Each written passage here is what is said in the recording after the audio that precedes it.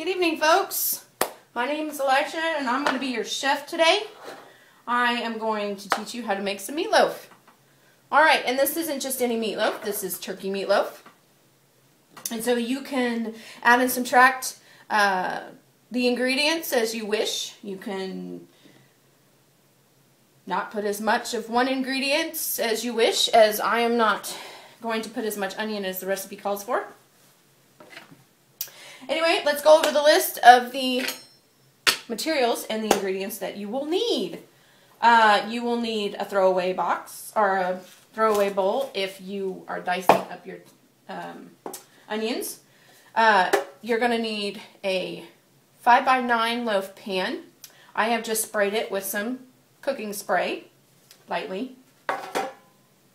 You're going to need a good knife to chop up your onions. By the way, I have already chopped up my onion. You want a whole onion. I actually have a little less than a whole onion. But you want a whole onion and you want them chopped up. And you can refer to my onion chopping video in the library. If you don't know how to chop, slice, and dice your onion, check out that video. Also, what you'll need is a mixing bowl and a wooden spoon. So I'll put that over there.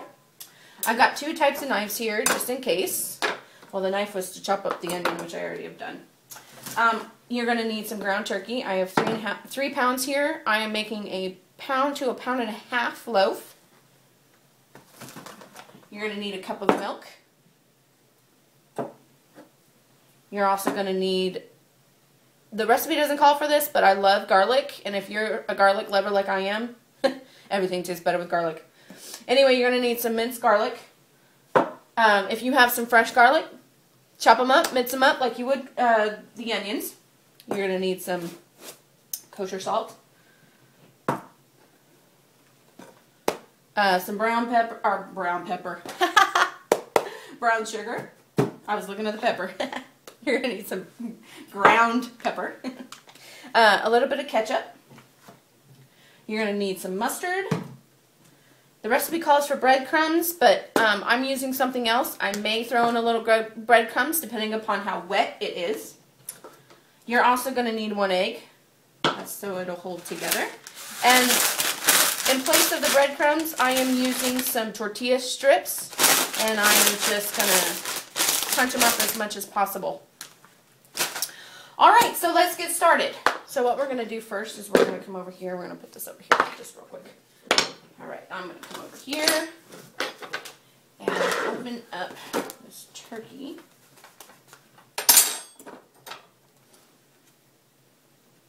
There we go. I'm going to open up the turkey.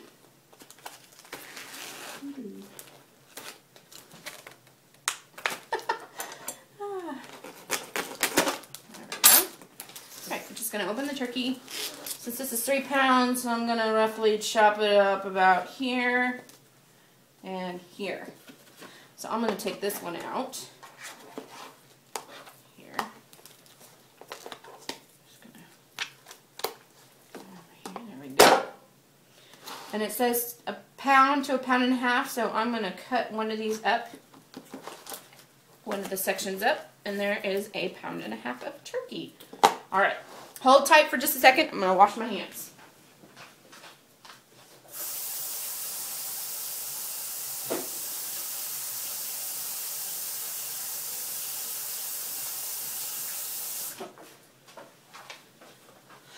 All right. When you go wash your pans, go ahead and turn your oven on. You want it at 350 degrees. That way it has a chance to warm up. Okay, so we've got our turkey in our bowl. Just going to kind of mash this up just a little bit. There. Okay, and I am going to add the garlic. I don't know why I have such a hard time with this garlic. Oh, there we go.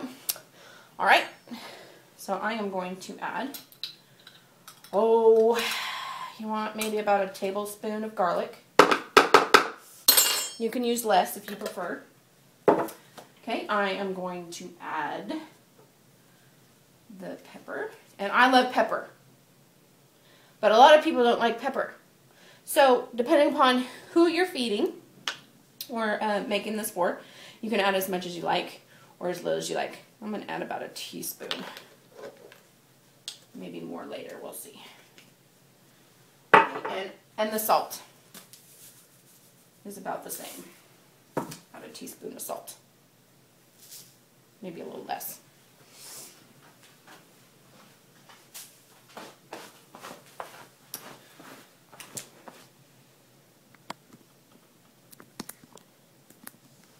Okay, so we're just gonna mix that in real quick. Get that all in there and incorporated. Now, some recipes, I don't know if you have a family recipe or anything else like that. Some recipe calls for Worcestershire sauce. Worcestershire sauce. I call it Worcestershire sauce because it's hard for me to say the other way. But anyway, you're gonna. Oh, it looks like it could use just a little bit more garlic, actually. I'm just gonna just a little bit more garlic, just a little bit, not very much, because I really don't want it to be all that garlicky. So, fourth to a third of a teaspoon. And I'm going to add just a little bit more pepper because I totally tell you right now that the pepper is not enough. For me, anyway. So add just a little bit more of that. Okay, so I'm going to mix this up. Just mix it up until it is use the back of the spoon and smash it in and all that stuff. Okay, so we've got it all mixed in there, like so. Okay, now the recipe calls for 1 chopped onion, so I am going to add the onion. And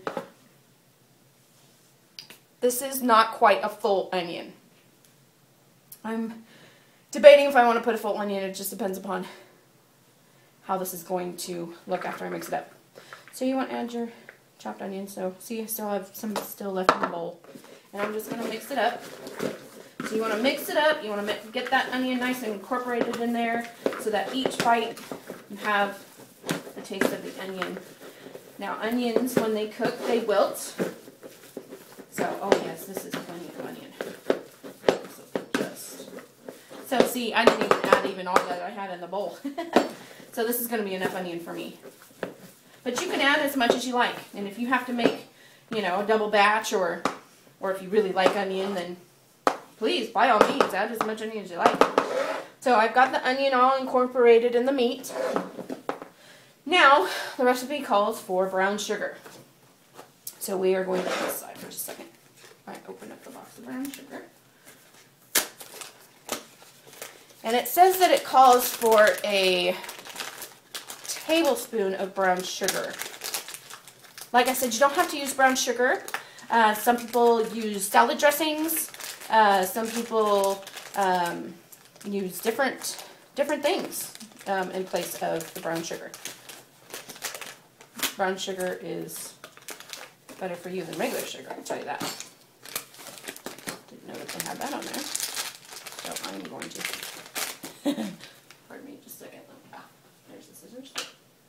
Go ahead and just chop that off just a little bit. Okay, so I'm just going to wipe my... Alright, so it says a tablespoon. I don't have my measuring spoons. So I'm just, and you don't have to. That's the fun thing about cooking. Sometimes everything has to be measured properly in order for it to work. Sometimes it doesn't. This is meatloaf. It really doesn't matter. So, just going to grab about a nice hefty tablespoon of meatloaf. I mean of brown sugar. Alright. Coat that. There we go. Alright, we're going to put this aside. And we're going to mix in our brown sugar. Make sure that it is well incorporated into the meat. So use the back of your spoon to run it up against the side of the bowl. So that way you can squish it into the meat. There. Alright. Looking good. Looking really good. Okay. So I've got it incorporated in the meat.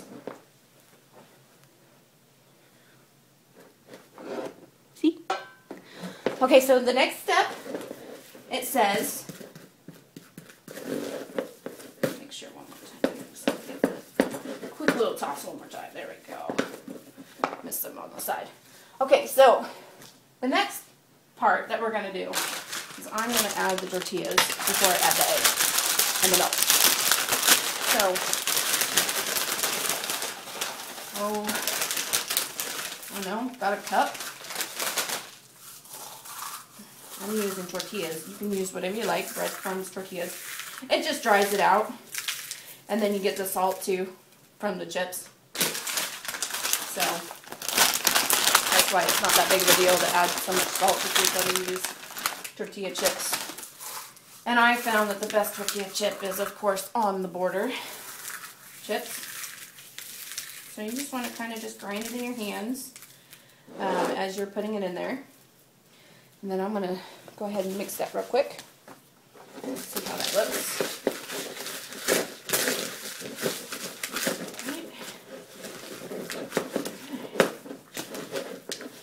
Okay, I'm going to go ahead and add the egg now. Because it says 1 egg. So we're going to add 1 egg. Oops. Come on. It did not want to open for me today. All right, here we go. Go ahead and throw this. Oh, hello. Forgot Adam. It's back over here. All right. So now we're going to incorporate the egg. So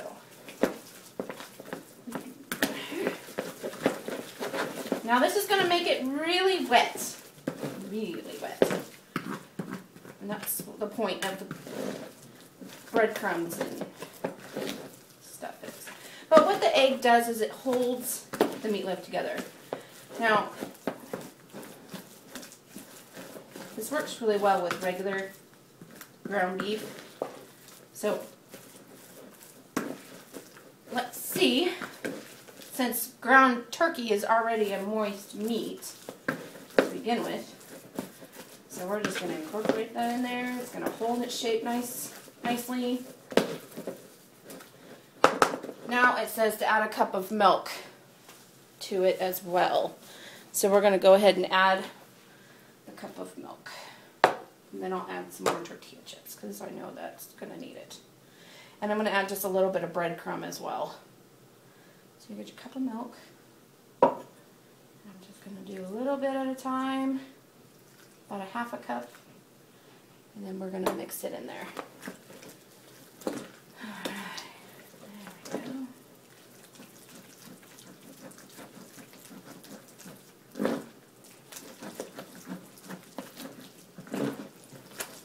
Incorporate it right on in there. All right. Looking pretty good. Looking pretty good. All right. See? Now we're going to add the rest of it. I may not add a whole cup because turkey, like I said, is already a moist meat, and so I may not add the whole cup. We'll see how it looks after I get it all incorporated. It's starting to look like tuna, actually.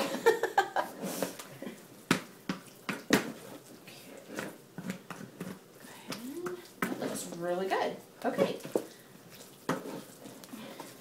That all nice. Mixed up, that looks really good. Okay, now we're going to add, I'm not going to add the rest of the milk. In fact, I'm going to put that back over here. Put this out of the way. I'm going to add some breadcrumbs because it is a little wet. So I've just got some regular Italian seasoned breadcrumbs. You can use no seasoning. That's probably about a half a cup to a 2/3 of a cup of breadcrumb. And I'm just going to mix that in there a little bit. It just kind of draws out the moisture just a little bit. Okay, now the recipe I forgot also asked for a tablespoon of mustard. So we're going to do a tablespoon. Oh, make sure you shake your mustard first. Just mix it in for a little bit. Okay, so tablespoon of mustard. Oops. Okay, there we go. There is the tablespoon. All right. Okay. So I'm just going to mix that in as well. And if you like a little spice, hey, add some brown spicy mustard. I bet you that would be good too. I'll have to try that next time. Some brown spicy mustard. Okay, so scrape down the bowl here. That way all the ingredients get incorporated. I'm going to add a little bit more of this. Oh, I can already smell it. This is actually going to be really good. If I can smell it and it hasn't cooked yet, that's always a great sign. I'm just adding the rest of the bag of my chip here.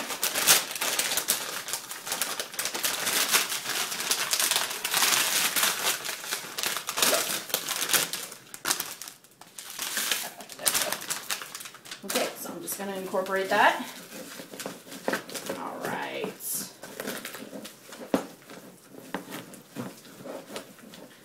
All right, I think it is good. We've added all the ingredients. And now we're going to go ahead and scrape this off here. Oh, there's some mustard on the spoon.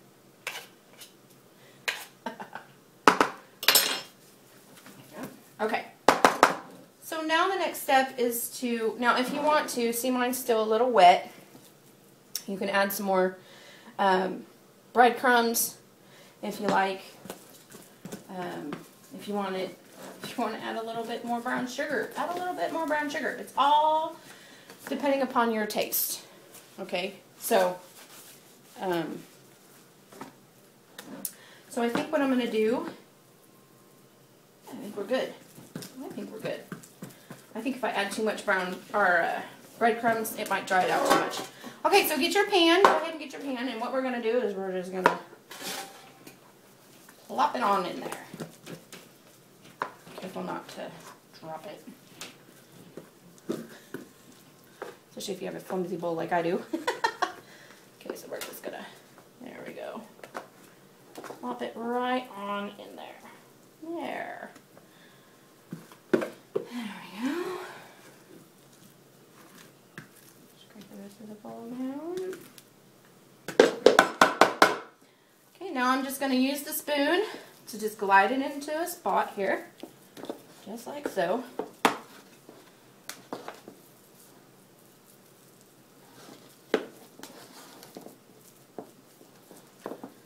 So, there we go. Making sure that it's in all the corners and it doesn't have to be perfect, but at least that way it's in all the corners. Now this is going to bake for 1 hour and 10 minutes.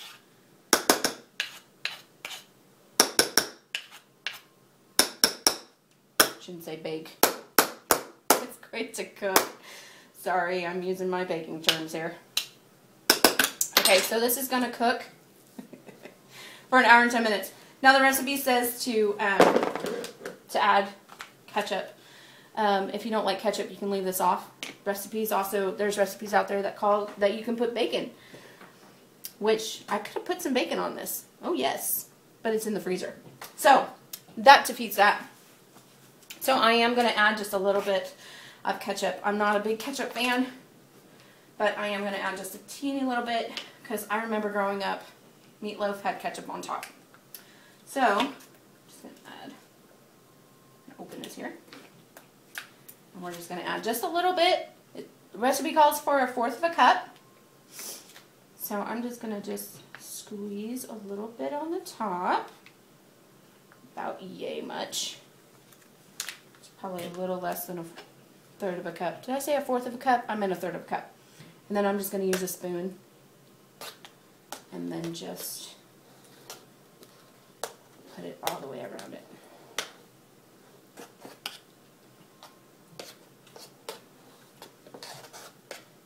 And like I said, you can add as much as you want or as little as you want. So that's what your meatloaf should look like. So now I'm just going to go into the oven and I'm going to put it in the oven. I'm going to set the timer for 1 hour and 10 minutes and check it. And then I'll be back. Also stay tuned and I'll show you how to make up those golden mashed potatoes.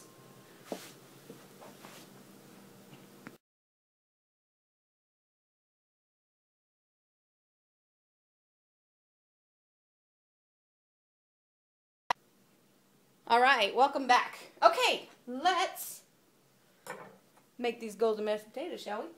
Okay, so what you're going to do is you're going to get some golden potatoes. Golden potatoes are the gold potatoes. They're the yellow potatoes. These are not rustic potatoes. The potatoes that you buy in the grocery store in bags or by themselves that are brownish, goldish, are rustic potatoes. These are golden potatoes. They're better for you and they make good mashed potatoes. You can use red potatoes, which is what I like. You can even go crazy and do sweet mashed potatoes as well. So what you're going to do, we'll just do it with this one here. So you're going to take, and you're going to cut it in half. You have 2 halves. And then you're going to take it, and you're going to slice about that thick. You can do it this way. So I just cut it in 3s, or, well, let's finish this one first, hold on. So I've got about 3 slices here. You want all your potatoes about the same size so they all cook evenly, because you don't want your potatoes some done and some not. Or, you can take your potato, just cut it in half, and then cut it in 3rds. That way works as well, depending upon the size of your potato. But the point is that you want all your potatoes about the same size. You're just going to slice. So that one only got that. So depending upon how many people you're going to feed, will depend upon how many potatoes that you need. If you're going to feed, oh boy, let's see, how many people? Well, if you use a big old stock pot and you fill up your potatoes, that should feed a family of 6 or more. Here I have just a pot because I don't have a big old family to feed. Oh, if you come across one of these, just slice it off. Slice that one off too.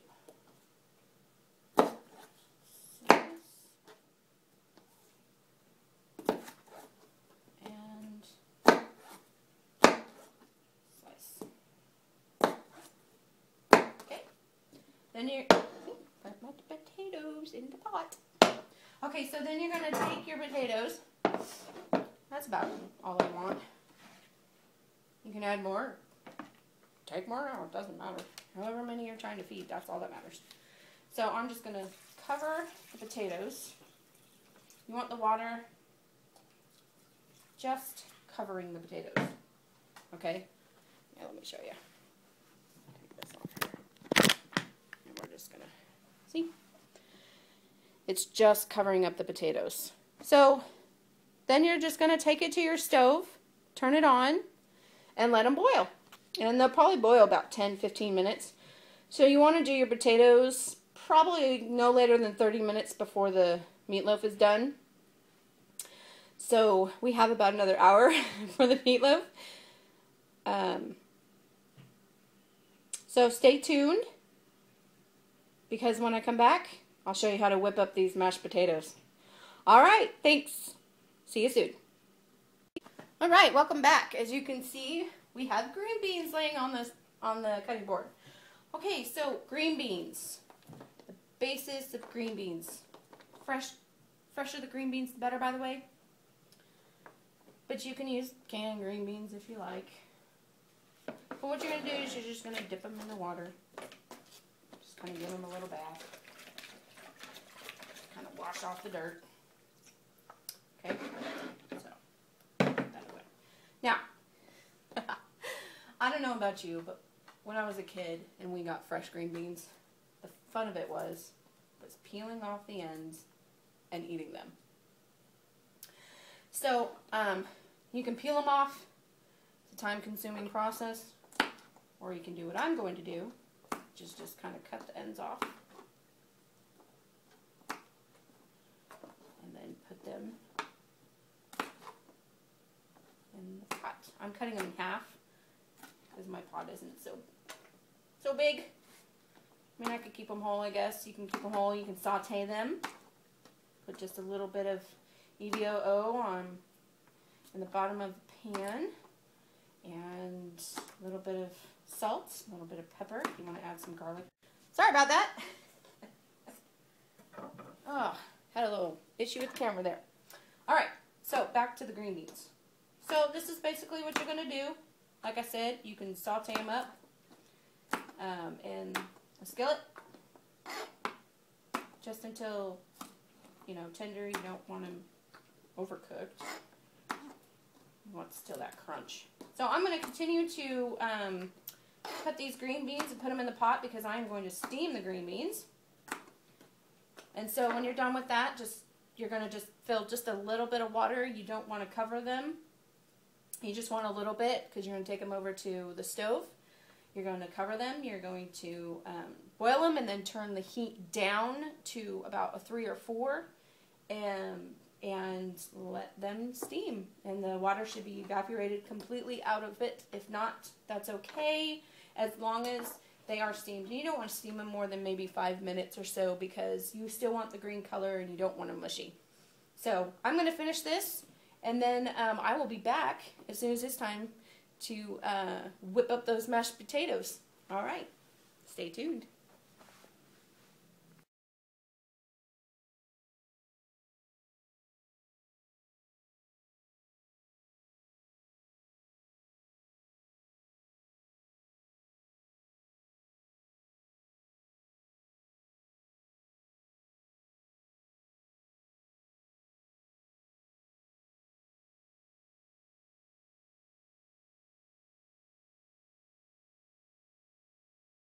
All right, welcome back. As you can see, our mashed potatoes are ready to be mashed, or our potatoes are ready to be mashed.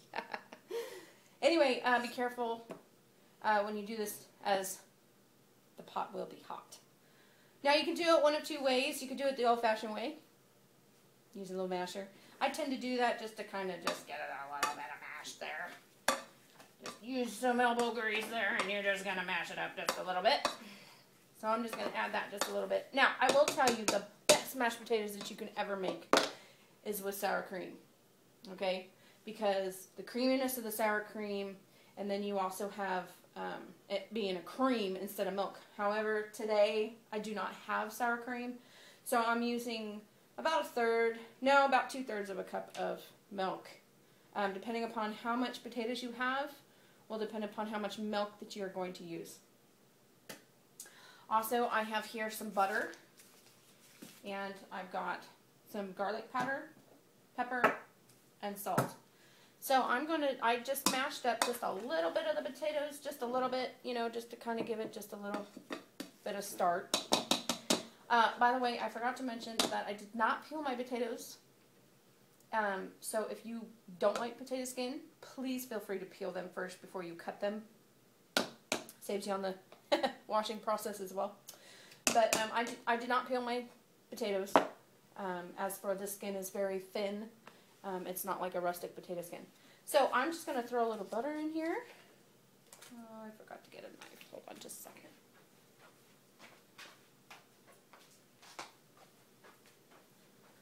I could tell you one thing. Oh, your house is going to smell so good from the meatloaf. My house smells fantastic. So I got about a 1/4,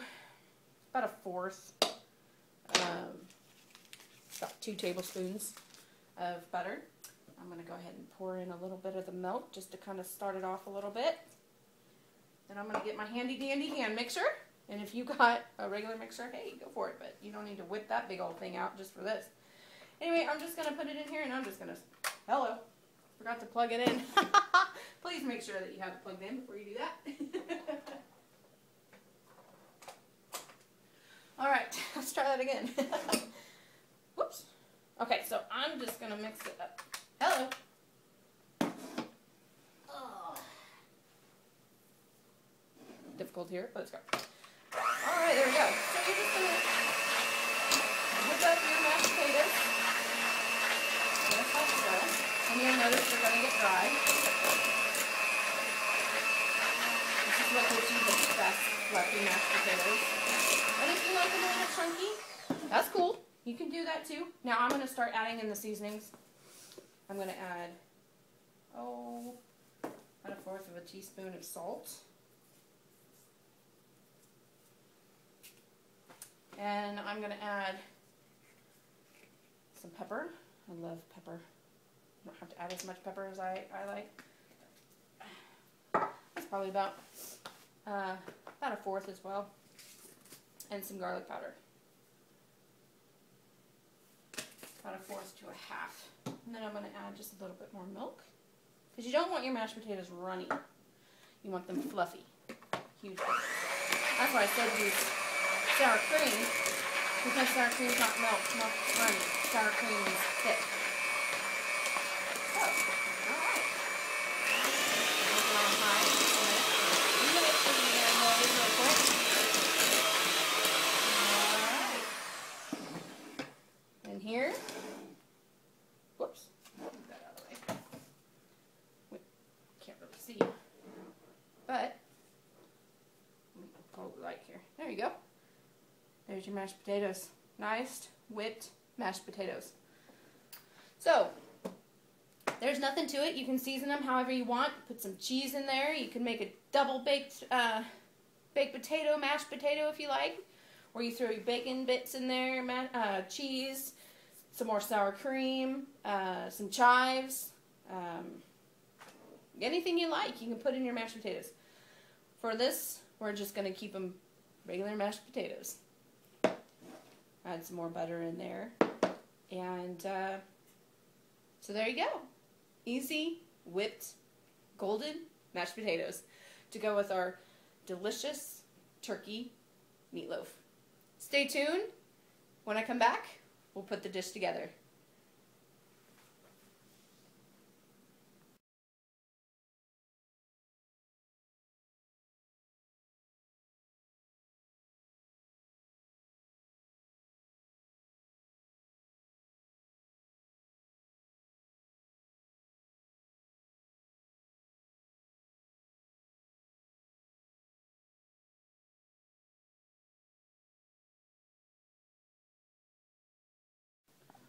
All right, welcome back. Here is dinner.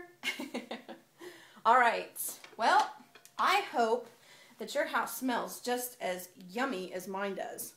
And I hope that your meatloaf looks just as good as mine does. And your mashed potatoes are just whipped, just like mine, and your green beans are still very green and steamed to perfection. All right, as you see, I have a plate here. We're going to go ahead and assemble this dish. First, I'm going to cut a piece of the meatloaf. And don't worry if it's still, you know, pretty wet. Because with, you know, turkey, you always have more juices. Now, I did not make gravy, and if you... All right, sorry about that, folks. Having camera issues today. Okay, so anyway, we got your meatloaf. I put it back in the oven for just a few more minutes. So, depending upon what yours looks like, 5 minutes, 10 minutes. So, I have the meatloaf here, mashed potatoes here, green beans here. So let's go ahead and let's plate this beauty. Alright, so you're going to cut your meatloaf, and you're going to take, let's see, I'm going to use probably the bigger fork here. Go ahead and do that. There we go. Alright. Go ahead. Oh, look, you can see the onions, and the ketchup looks really good. You know, it's really funny. Now, the cool thing about meatloaf is that you can do it any way you want. You can make it however you want. The ketchup actually was supposed to be with the mustard and the brown sugar. But I mixed it in because I know that you mix brown sugar also in your meatloaf. So you can do it however you want to do it. That's the cool thing about meatloaf. Meatloaf is very versatile. You can have different flavors. I know of a great meatloaf if you ever want to try it and you like exploring different things. You got to try buffalo meatloaf. One of my roommates that I used to live with, oh, wow, did she know how to make some good buffalo meatloaf. Wow. Maybe one day I'll make that for you. But it was really good. Very different. It's a lot less fat than even turkey. So it's very good for you. You're adding just a little bit of fat back into it when you add just a little bit of pork sausage. You're not going to add very much, just a little bit. Just to, because you want a moist meatloaf, not a dried out meatloaf. So anyway, so if you want to, really explore, make up some buffalo meatloaf. I guarantee you'll love it. So anyway, let's finish plating this here. Okay, so I have got a little bit of the mashed potato here. There we go. There we go. Little mashed potatoes. All right, now we're going to come over here and grab some green beans. I'm going to have to do it like this. Put that over there.